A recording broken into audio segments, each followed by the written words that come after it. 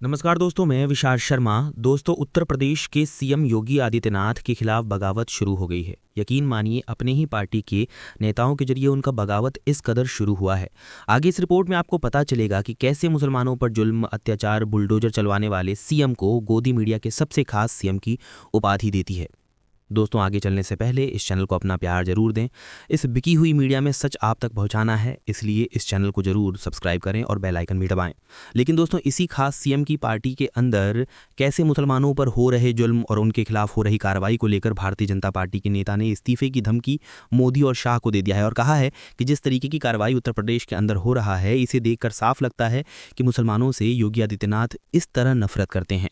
कैसे हिंदू मुसलमान की राजनीति करते हैं, जिसकी वजह से वो भड़कते हुए मुसलमानों का साथ देते हुए इस्तीफे की धमकी दे दी है। दरअसल दोस्तों, बरेली में जिस तरीके से मुसलमानों की पिटाई हुई, पिटाई की जो वीडियो सामने आई, उसके बाद देश में ये मुद्दा जोरों शोरों से उठने लगा है और खासकर योगी आदित्यनाथ के बयान जो हैं वो जख्मों को और ताजा कर देने वाले हैं। ऐसा लगता है कि योगी आदित्यनाथ सिर्फ एक धर्म के सीएम हैं, बाकी धर्मों से उनका कोई मतलब नहीं है, कोई सरोकार नहीं है।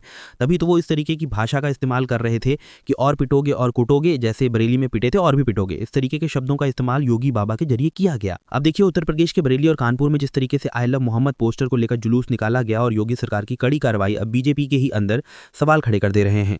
जम्मू कश्मीर बीजेपी नेता जहांजेब सिरवाल ने योगी सरकार की कार्रवाई का विरोध जताते हुए कहा है कि ये प्रधानमंत्री नरेंद्र मोदी के नारे सबका साथ, सबका विकास, सबका विश्वास के पूर्ण रूप से खिलाफ है।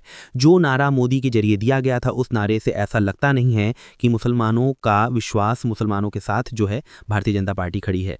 सिरवाल ने कहा है कि राज्य पुलिस की कार्रवाई बदले की भावना जैसी लग रही है, जिससे मुसलमानों का बीजेपी सरकार पर से भरोसा उठ गया है। उन्होंने साफ कहा है कि अगर इसे ठीक नहीं किया गया तो मेरे पास इस्तीफे के अलावा और कोई विकल्प नहीं बचेगा।